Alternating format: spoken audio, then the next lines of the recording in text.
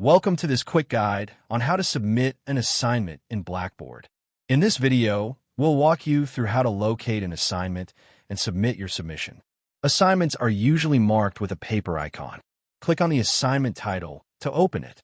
Here, you'll see the assignment instructions, due date, and any attached files from your instructor. Click the View Instructions button. Be sure to read everything carefully before starting your submission. If there is a grading rubric attached, use the rubric to help craft your response.